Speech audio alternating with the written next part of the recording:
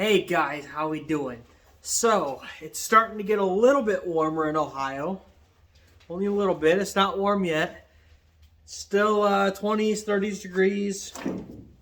We're having a couple 50-degree days. And then it drops right back down to 20 degrees, 30 degrees.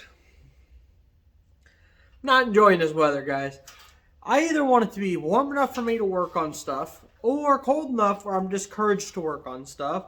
But instead, I keep tinkering with things and it's cold. Literally 2 days ago, it was 50 degrees. It's 56 degrees or 54 degrees, somewhere around there.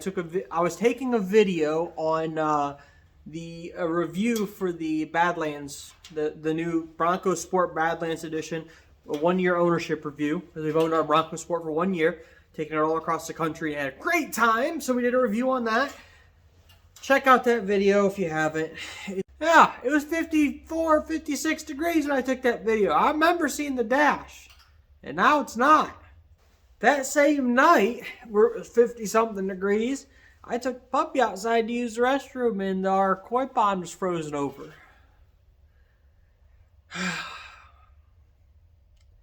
So now, the koi pond's still frozen over. The ground's solid, and it is cold. I don't want to be out here, honestly. There's no heat in our barn, but I'm motivated to get stuff done, and that sucks. It really sucks, right? So what we're going to be doing is, we need to start getting the rally truck put back together because, quite frankly, it's in the way. That's the truth of the matter. It is in a lot of parts, and very much so takes up the whole barn, and it's in the way. Now, it's not like a big barn. It's like a small barn, but it's still in the way. Let me show you. All right, so we're pretty much in the corner. Like this, there's the door that way, there's the wall that way. And if you can see, that dang light's in the way, but if you can see, from the garage door, there's the diff and a little working section that I cleared out to, be able to work on my dually. But then there's the truck cab in the middle of the floor, and up there's all the other truck parts. And, there's a little workspace here, but then, if we come this way, where it matters, and we look, there's a truck cab in a way, and a truck frame in a way, and a diff for the truck in there, and, the engine's up there, and there's stuff all, it's taking up a lot of my room. This is my working area. I mean, over there, don't get me wrong, there's a that little Miata we just did a video on last night, and back there's some parts storage, but this is supposed to be the working area, and nothing can get done if the truck is in the way. It was one thing when the truck cab was still on, because then it was just up there and we still had all this, but I took the cab off to restore the frame, and I never finished that. So that's the plan for today. Not to finish it, but to get it further along. The issue is, and it's my fault, but the issue is I did a lot of work, a lot of restoration on this truck to get it ready for rally that did not matter. What I mean by that is I restored the bed center and then cut the bed sides off. And, just things like that. I'm restoring parts that ultimately aren't going to get used, and they're going to get thrown away because it's a rally truck, and it's hard for me to wrap my head around that. My entire life has been like resto rods, restoration, import builds that you want to be clean.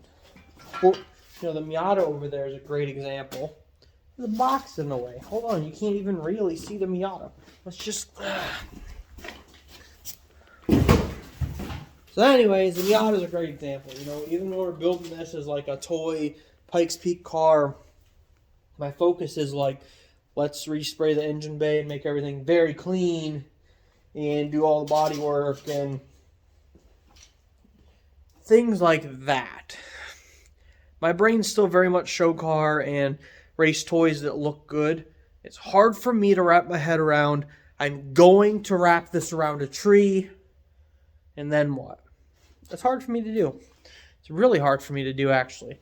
You would think it's a simple process of like, just don't worry about it. But I mean, I've been doing this for over a decade, and it's always been, how do I make my car look a little better? Not, how do I prepare my car to wrap around a tree, get untaken apart in 4 bolts, and go back together and keep on racing. So, for example, body mounts. The body mounts for the cab mounts. My brain said restore them when I took everything off. But the reality is I don't need body mounts, because since it's getting caged and everything gets welded together, you don't need rubber body mounts because the cab will never come back off. Or if it does, it's like, cut it back off. So I got to get in that mindset. I got to alter that mindset. So we're going to do some frame restoration. So let me... Now, when I talk about frame restoration, I'm not talking about anything insane. You can see back here where we started to work on it a little bit. All I'm doing is knocking off that surface rust and getting a decently painted surface, but also it gives me the opportunity to inspect the surface. Obviously we need to weld a cage to this. So areas where we have big chunks that look like they're damaged or were cut out, I need to start to ask myself, is that going to affect anything? Or does that need replaced? Or is it fine? You start asking these questions. Ultimately, something like that, as an example, the cab ends right about there. And this is where the truck bed starts. And the rear diff sits right below this crossbar, which means all that's going to be caged in. It doesn't really matter. Like, it's going to be reinforced. So that doesn't matter. But I have to ask myself those questions. As we come further up front, you can see where I went through and started restoring some of this. But like we talked about with the body mounts, do I need them? What's important here? I'm worried about transmission mounts and things, but again, it needs to be race car styling where I can take everything apart. Ultimately, what should happen is the cab should stop here, and I should be able to walk inside of the cage like I am right now. I want to be able to walk inside of here, all of this being caged out, with the bedside simply hung on a secondary frame that if I were to smash up, it is not a big deal, and it doesn't have to be up to frame standards. So we'll have the main hoop. Well, here's the truck. We'll have the main hoop, and all of this will be caged out. Okay? All of that will be caged out to like FIA standards. From there, the cage needs to come back, and it'll have rear supports to the rear.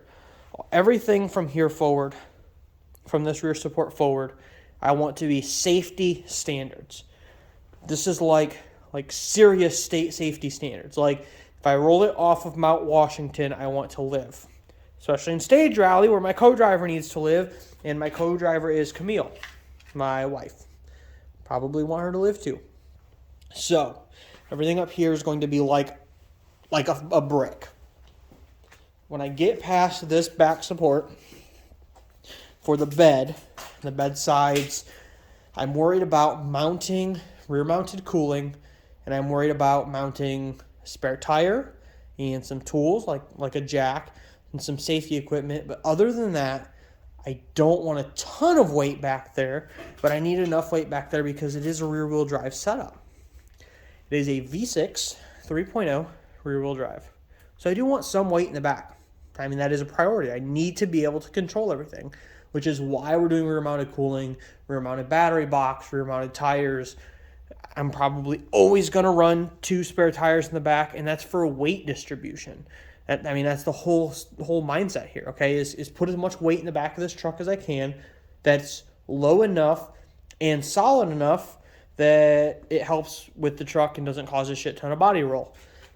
That being said, technically the rules for stage rally in America, the ARA, or the American Rally Association, say that I have to have stock front and rear bumpers.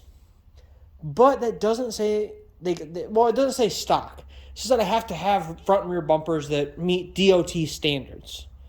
So now I have to step back and question, what does that mean for a truck in their eyes? Does that mean I need a tailgate? Do I actually need a rear bumper? I mean, technically they had rolled rears in like the street style builds, and then a lot of people remove the bumpers or do aftermarket bumpers. So what do I need? That's the question. Can I change the rear of my truck enough where I don't really have to worry about all that? I can shove my tires in there and just like as low as possible. That's the idea, right? We're changing out the suspension. We're going to go with a trailing arm suspension or 4-link. Well, I guess I don't really know, do I? It'll be a 4-link, okay? 4-link, pretty much a trailing arm with more adjustments. It will be a upgraded 4-link suspension. And that means, we're changing out our shock location, so I probably won't have this rear shock, and I might be able to put my tires kind of down in there. That's ideal. Okay, I really want the weight low. So that's what we have to determine, is get the truck cab back on, and that way we can start our cage and figure out where the rear of the truck, or the truck bed sides, which are up there, how everything lines up.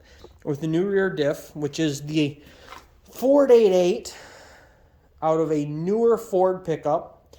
We did that so that way we have the adjustability. This is a limited slip setup, and then we can obviously change out our gear ratios and have nicer parts, newer parts, however you want to look at it.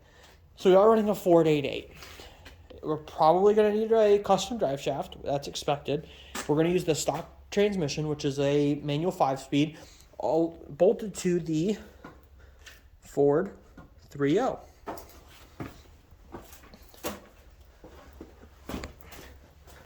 So as we can see,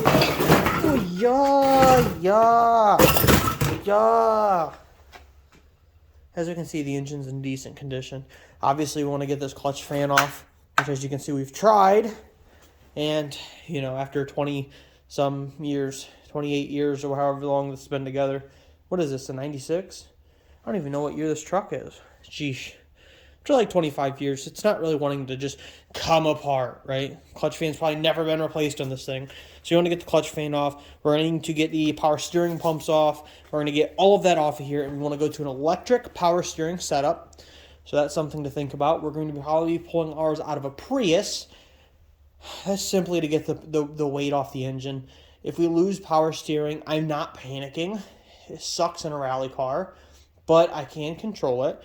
But the electric setup is really nice out of a Prius because it kind of just grips around the steering shaft, and when you do an input, when you input, it simply helps. So I kind of like that idea. I'm going to get as much off of this engine as possible. That's also why we went with a 90s style build. We have the wiring harness laid up here right now. But when you start to strip all of this extra stuff away, lights and crap like that we don't really need anymore, you don't have much on this engine. It's a nice intake, a little Ram style intake that we can run up to right over here, up to the front, because we're not putting a grill back in there, and it's going to be rear mounted cooling. So this can be an intake. All right, real quick, I got to figure out where I'm setting you guys. Don't overthink lighting, okay? I used to overthink lighting all the time and be like, I need a fancy shop light and then a headlamp and something else, and don't do that. Go to like Lowe's, Menards, Walmart, Amazon, and buy these cheap LED lights. See these guys right here? They're like 10 or 15 bucks. Get the one with the plug in the end so you can just link them together, like up there. There's like 2 of them linked together. And they work great as shop lights. You just throw them under the vehicle and they don't get hot. And this one's been out in the snow and the rain and all sorts of stuff. Yes, I have crushed them. I have one up by the house that I ran over with the trailer when I was leaving. And of course that one doesn't work anymore. But I mean, for the 10 or 15 bucks that these are, they work really good and they don't get hot and they produce a ton of light. So compared to a mechanic's light, these are dirt cheap and you can't beat them. And I like the little plug on the end just to have it. I mean, I usually don't use it because I use an extension cord with that split under there that I can just drag around. But I mean, just to have the option is nice, right? First thing I'm going to do is I'm going to use the grinder with a flat disc, and I'm going to just get rid of the surface. We can see how crusty the surface of this is. I don't know if I'm keeping these crossbars, but I'm just going to restore them. I need it done. One other thing I'm going to do is you can see over here, I still have some brackets on there that I need to cut off. These are the original spring brackets for the leaf springs. I need to get rid of those. I really want to focus on up here, though. This is where I need to focus. I know I need to focus up here because once this is done, I take back to about that support there. Once all this is done, I can get the cab back on and solid mounted and, you know, go from there. Some tips. Wear eye pro. You only have one set of eyes. I messed mine up when I was in the military and then had to pay for LASIK, which is very expensive, or wear glasses. So just throw on a pair of cheap eye pro. Your dollar eye pro is a lot better than your eyeballs. And once they're damaged, they are not always fixable. I still have some vision issues in my left eye that aren't being fixed, so just wear eye pro. It's a lot easier. If you have good ears, wear ear pro. My ears are also damaged from being in the military and explosions and gunshots and things like that being against the side of my head. Hearing aids suck, and not being able to hear stuff sucks. So just wear it. Hands, same thing. You know, all these cleaners, they absorb into your skin, they damage your hands. If you look at my hands just from, like I said, a decade, they're getting all beat up, wrinkled, and they hurt. You know, these cleaners are nothing good. Just throw on a pair of gloves. Like, I've been wearing those gloves right there. They're considered fab gloves. They're made of leather for like 4 years. I beat the shit out of them. They're getting holes in the fingers. Just put on a pair of gloves. I mean, you're not being a manlier man because you expose yourself to bullshit. All you're doing is damaging yourself for the future. All those old men that say, yeah, I'm trying to be a sissy and put on your gloves. All those dudes, go look at their hands right now. They're fucking shriveled up and they can't move their fingers right. And they're all sorts of screwed up because they didn't put on a pair of gloves. They're all wearing glasses with big old thick lenses in it because they didn't put on glasses. And they were like, that bright clean will be fine in my eyes. I'll just rinse it out. They're all pretty fucked up right now. Like, really, they're really like, their body is messed up. Don't be stupid. Like, I hurt. I'm a disabled vet. My body hurts all over the place. And you take, like, the little things for granted until your body hurts. Okay? Until it hurts to get out of bed and it hurts to, you know, pick stuff up and it hurts to move. Until that stuff hurts, you don't really think about it. But once it hurts, you can't go backwards. They don't fix it. They can't fix your body. So just take care of it. I mean, that's coming from the bottom of my heart from someone who, you know, can't do a lot now. So just take care of yourselves. I'm getting to work. I'm done talking. I'm done ranting. I'm getting to work.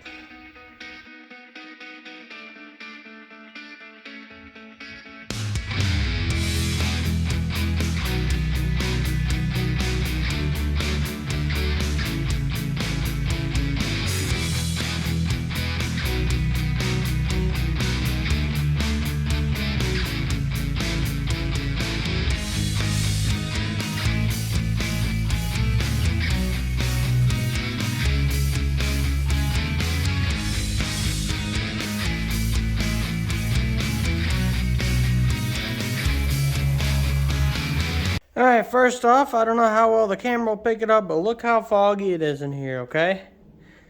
This is, not that long of grinding. No flapper disking. And you can see my mask, just from me breathing. It's picked up quite a color. So, if you're going to be doing this, you know, kicking rust up into the air, probably just put on a mask. We all own masks now because of COVID, so we can't even use that as an excuse, right? So we look at this where I just went through, you know, I did the top of this rail, the inside of this rail, across here, and across that edge over there.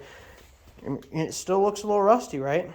Now remember, we're creating a powder. It's all in the air, okay? Now you go over here and you run your finger across that. It's covered. Next thing we're going to do is we're going to take an acetone, a paint thinner, some sort of preparation, something. We're going to wipe everything down. So I'm going to put this on a blue rag, blue towel, something, and wipe the frame down. And then I'm not going to paint today because, again, it's 20 degrees and it's cold. And I do want my paint to adhere. But you can see here, if I wipe this off, how the paint sits. I am using bed liner. I'm using black paint and then a bed liner. And I'm doing that because I want a solid undercoat. Bed liner here is very strong and it has quite a resistance to chipping and breaking away. And I'm using it straight out the can. Let's not put much thought into this.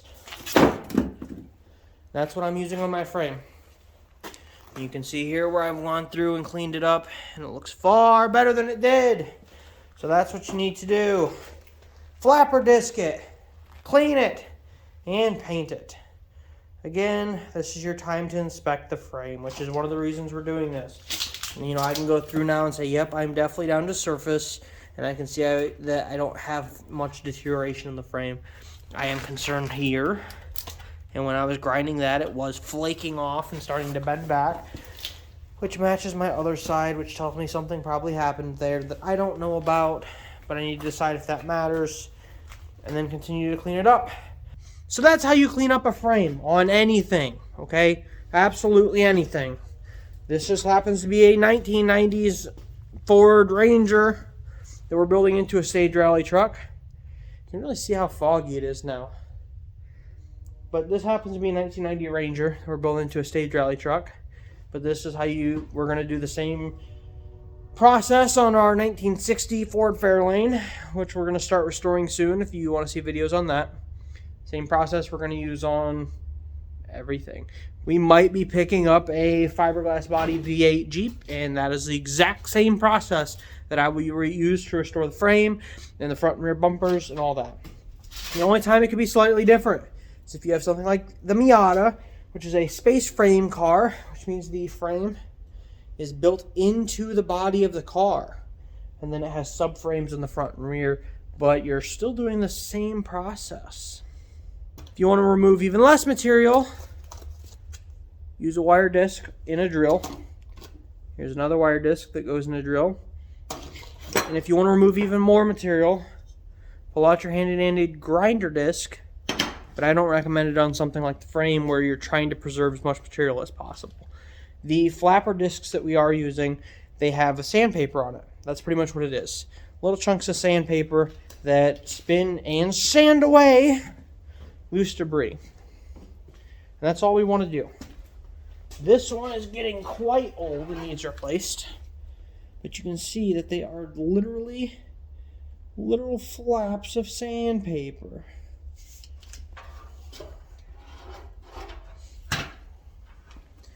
So if you like what we're doing, we are building a stage rally truck. We're building a asphalt rally Miata. We are building a slammed Chrysler 300 show car. We have a brand new Bronco Sport Badlands edition we're doing overlanding with. And we have all sorts of projects, toys, and weird stuff that we just keep tinkering with.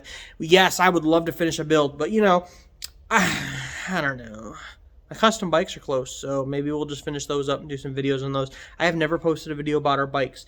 I built 2 custom bikes, never a single video. So maybe I'll do that. We'll finish up the bikes for riding season. We'll finish up the Chrysler 300 for show season. And then we'll get back to work on the race stuff. But I need to get back to work on this. And you don't really need to sit around and see me doing the same thing for 20 more minutes, right? So, get off your phone. Get away from your TV. Get away from your computer. I know I want you to watch my videos, but I also want you to finish your projects. Go out, have fun, and I don't know, build something weird. I don't want to see Me Too builds. I mean, I like your Me Too builds. You know, Me Too build? Like, oh, you know somebody that has one of those? Yeah, me too. You know, like your 65 Mustang, 68 Camaros, your Honda Civics, and, you know, all those cars that just, everyone has them. I mean, I have two right here that a lot of people have, but we're doing weird stuff, so do weird stuff. Don't do Me Too builds. Don't do the same body kit everyone else is doing. Don't do the same exact style everyone else is doing. Have fun with it. Have fun and build something cool. Use your noggin, okay? I want you to really think. I want you to look at your car, and I want you to like really, really think and be like, why not do it? Why not try it? Why not give it a go? Why not? Just do why not, right? Like I literally the other day I was like, you know what would be cool in our Miata if I went and bought some Legos and built a giant wing for it. Just a big ass Lego wing, right? Right? Tell me that wouldn't be cool. A wing, a Lego wing and Lego side skirts and like a Lego like vents for the hood. I mean that car's not gonna be together for a while, but that would be cool, wouldn't it? Yeah, I want you guys to do that one. Do it. Do a Lego car. Anyways, go out, have fun, build cool things. Show me what you're building. Tell me what you're building. I genuinely want to know. I've been doing this a long time, and I build like everything, and I really want to know what you're building. Okay? Like, do something cool and tell me about it. Go find me on like Facebook or subscribe and comment below, but like tell me about it. I want to know. I want to see it. I want to come visit you and see your cool thing, okay? So, have fun and have a good day.